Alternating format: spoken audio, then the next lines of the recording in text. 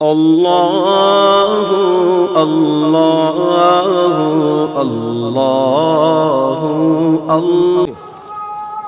भाभियां दी अजान ए कड़ा दे ये तो सूर दे सूर चल चलिए। कौन है ये लोग, कहां से आते हैं? बहुत से सवालों के जवाब मैं दे देता हूं, मगर आपका लहजा सख्त है। क्या साहब जी, हजरत उमर से तो बहुत नरम है मेरा रवैया। जिस दिन हमारे मुखालफीन हजरत उमर को ये डिक्लेयर कर दें कि वो इंजीनियर साहब से ज्यादा सख्त है, उस दिन मैं नरम हो जाऊंगा। टाइम क़यामत तक है। मजा आया, लेकिन ये ज्यादती तो ना करें। एक बंदा हुजूर की सोबत में रह के भी अपनी तबीयत की सख्ती रखता हो, और एक बंदा 1400 साल बाद आके उससे ज्यादा नरम हो। एक बंदा हुजूर की मजलिस में बार बार तलवार निकाले, यार रसूलल्लाह इजाजत है इसका गला काटो। इंजीनियर साहब ने कभी बाल पॉइंट भी किसी को नहीं मारा हो, तो ये तो ना करो यार, कौन सी बातें कर रहे हैं। अगर आपके अंदर इतना इल्मी हौसला नहीं कि आप ये कह सकें कि मैं हजरत उमर से ज्यादा नरम हूं, तो आपको मुझे समझाने का कोई हक बाकी नहीं है। और बाकी ये आपका जो दावा है ये बिल्कुल गलत है। मैं अल्हम्दुलिल्लाह मेरे से ज्यादा नरम इस प्लेनेट अर्थ पे अगर कोई दाई है तो उस पर उंगली रखें। कौन है बताएं, कौन सा बंदा है। लेकिन टॉपिक भी मेरे वाले डिस्कस करता हो। हाँ, ये नहीं हो सकता कि इंजीनियर साहब तारिक जमील साहब जो है वो रोटी बगैर चम्मच और कांटे के खाते हैं, और आप मुर्ग पुलाव जो है वो चम्मच और कांटे के साथ क्यों खाते हैं। मैं कहता हूं अपनी अकल का इलाज करा, तू रोटी को कंपेयर करवा रहा है मुर्ग पुलाव के साथ। मुर्ग पुलाव जो है वो तारिक जमील साहब ने भी कभी खाया तो वो चम्मच और कांटे के साथ ही खाएंगे। ठीक है, जो हमारे टॉपिक्स हैं। ठीक है, मैं अब बात नहीं करता किसी का नाम लिए बगैर। यकीन करें आपके उलमा इतने बुज़दिल हैं, अपनी ट्रोलिंग से, अपनी लाइफ थ्रेट की वजह से वो इन टॉपिक्स के ऊपर बात ही नहीं करते। बुज़दिल 60-70 साल के होके भी अगर सही बात नहीं कोई बता रहा तो उसे बुज़दिल ही कहा जाएगा ना। क्योंकि जामिया तिरमिज़ी में हदीस है कि मेरी उम्मत की उम्रें जो है वो 60 साल की रेंज में। बुखारी में हदीस है जिसको अल्लाह ने 60 साल उम्र दे दी उसके ऊपर हुज्जत तमाम कर दी। 60 साल के बाद कौन सी हिकमत तुम लेके चल रहे हो? तुम अपनी जिंदगी गुजार चुके हो, नहीं बोलते, डरते हैं। तो मेरे से ज्यादा कोई नरम नहीं है। और जो मेरे टॉपिक्स पे बोलता है वो स्टार्ट ही से करता है फलां काफिर है, फलां सूरा दा सूर है। कहना ना बड़े का इखलास मंगो तो बड़े बड़े लोग हम गदावां नु खैर पा ही देंगे। चलो चलिए।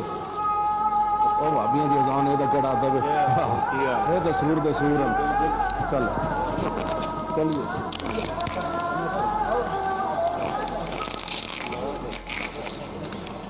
मैंने आज तक सूअर कहा है कभी? मैंने कहा कि वाबी सूअर है? कितने एहतराम से मैं नाम लेता हूं, आला हजरत अहमद साहब बरेलवी साहब, अशरफ थानवी साहब। मेरा यह दावा है मुझसे ज्यादा नरम बंदा ही कोई नहीं है। अगर कोई है तो लेके आए। ये आपका दावा बिल्कुल गलत है, मैं सख्त हूं। मेरे से ज्यादा पोलाइट बंदा ही कोई नहीं है। लेकिन जिस टॉपिक पे मैं बोल रहा हूं उस टॉपिक के ऊपर कोई बोलता नहीं, और जो बोलता है वो फिर जनाब एक बार जड़ा ना आसमान फाड़ के रख छड़ता है, सीधा जन्नम ही पहुंचा के आंदा है। ठीक है, क्योंकि ये टॉपिक ही ऐसा है। जब आप इस हॉट सीट पे बैठते हैं तो आपको पता चलता है। अभी देखें, तरीके लब्बैक के एक भाई आए थे, उन्होंने मुझसे 30 सवालात किए। स्टार्ट ही उन्होंने कहा कि आए आपको जेलम जहन्नमी से मिलवाते हैं। आपने मेरे चेहरे के ऊपर कोई नागवारी देखी या पूरे उस इंटरव्यू में कहीं गुस्से का इजहार नजर आया? उन्होंने जितनी बातें की मैंने उसके इल्मी जवाब दिए।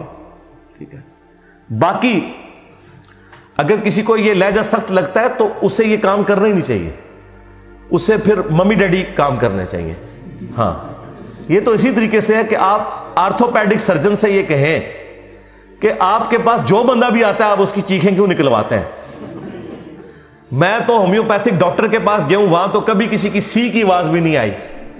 तो हम आपको कहेंगे कि आप अपनी इल्मी जहालत दूर करें। आर्थोपेडिक सर्जन के पास वो बंदा आता है जिसकी हड्डी टूटी हुई होती है, या उसकी बाजू टल गई होती है, या उसका टखना टला हुआ होता है। तो जब वो उसको सीधा करेंगे तो चीख तो निकलती है, इसके बगैर कोई चारा नहीं है। दुनिया में कोई होम्योपैथिक एलोपैथिक इलाज नहीं है कि जो टली हुई हड्डी को अपनी जगह पे ले आए जब तक आप उसको खींच के नहीं करते, है कि नहीं? तो सर्जन को आप होम्योपैथिक डॉक्टर से नहीं कंपेयर करवा सकते। मैं होम्योपैथिक भी करता हूं इलाज, हाँ ये ज़हन में रखिएगा। होम्योपैथिक इलाज में देखें, मैंने सुबह शाम के सुन्नत अज़कार के ऊपर वीडियो नहीं रिकॉर्ड कराई, दुरूद शरीफ के फजाइल के ऊपर मैंने वीडियोस नहीं रिकॉर्ड करवाई, फर्ज नमाज के बाद सुन्नत अज़कार के ऊपर वो सारी होम्योपैथिक वीडियोस हैं, आप वो देखें।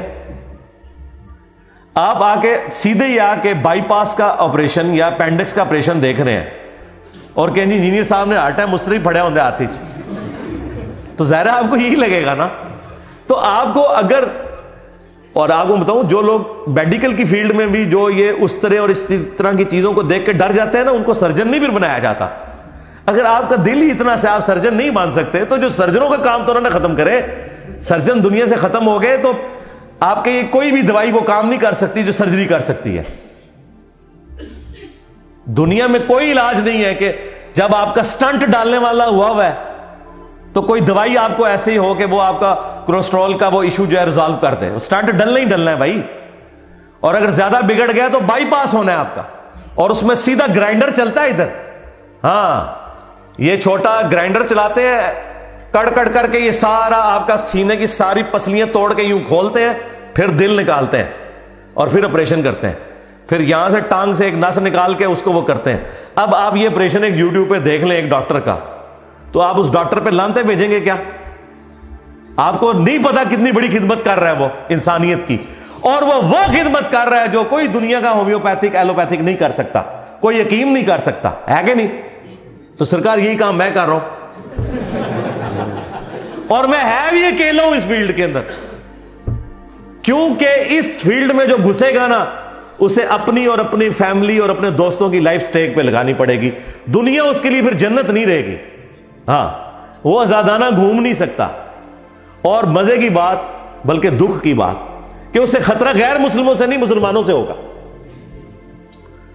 आप रफुल यदैन के साथ किसी सड़क पे खड़े होकर नमाज पढ़े, आपको खतरा यह नहीं होगा कि वहां सफाई करने वाला जो क्रिश्चियन है वो आके तो झाड़ू से आपकी पिटाई शुरू कर देगा, या कोई हिंदू वहां से गुजर रहा है तो वो आपके सर पे आगे को बेलचा मार देगा।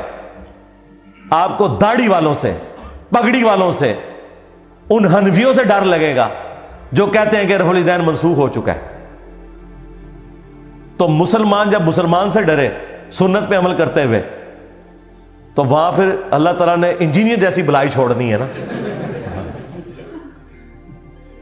देखा कैसे बिलों में घुस गए हैं यार वो बदमाश, जिनके बारे में आपके बदमाश एंकर भी नाम नहीं ले सकते उनके। मैं नाम लेकर उन्होंने पुड़ के रख देना और ऐसे दबक देना, दोबारा उनकी जुबान नहीं खुलती। देखा कि नहीं? ये मजहबी दहशतगर्द जो आपके मुल्क के अंदर पाए जाते हैं, हर फिरके के अंदर, एक बयान मेरे बारे में देते हैं, मैं ला के हाथी पड़ा छड़ना, वड़ जाने, दोबारा निकलने नहीं अपनी खुड़ी चुबार, है ना? तो आया ना काबू में रहिए। और दूसरे लोग जो हैं वो दबे दबे अल्फाज में बात करेंगे, बाज तंजीमें, बाज लोग ऐसी तैसी नहीं थोड़ी, क्योंकि जाहिर है मैं तो 302 हूं, सीधी सी बात है। हाँ, मेरी लाइफ तो आपने कर दी वनरेबल, ठीक है, मैं तो अपनी जान हथेली पे रख के फिर रहा हूं, लेकिन थोड़ी मंजी मैं ठोक देनी है, थोड़ा को बाबा नहीं मैं छड़ना। हाँ, जिन्ना बोलोगे मैं उन्ना तो बेइज्जत करांगा। और मैंने देखे ये करने के बाद कल्चर ही बदल दिया है। कल तक जिन बुजुर्गों का लोग एहतराम करते थे जहालत की वजह से, वो बुजुर्ग इस काबिल नहीं थे, इवन अहले हदीस भी उनके नाम बड़े एहतराम से लेते थे। आज उन बुजुर्गों के नामों पे मीम्स बन रही हैं, और मीम्स कौन बना रहा है? उन बुजुर्गों की इबादत करने वाले जो बाबे थे ना, उनके अपने बच्चे रिवर्ट होके अपने बाबों की मीम्स बना रहे हैं। यह है जनाब तब्दीली दुनिया में। खान साहब तो तब्दीली नहीं ला सके, लेकिन असी जी तब्दीली लानी थी वो लिया छड़ी। पूरा मुसलमानों का कल्चर चेंज हो गया।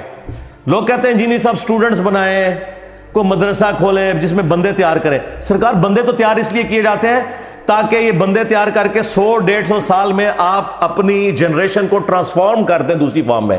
जब हमने 10 सालों के अंदर पूरी की पूरी उम्मत मुसलमान का किबला बगदाद शरीफ, देवबंद शरीफ, अजमेर शरीफ, बरेली शरीफ से हटा के मक्के और मदीने की तरफ कर दिया है रूहानी किबला, तो आप पीछे क्या काम करने वाला रह गया? मुझे बताएं, कौन सा ऐसा काम है जो करने वाला रह गया?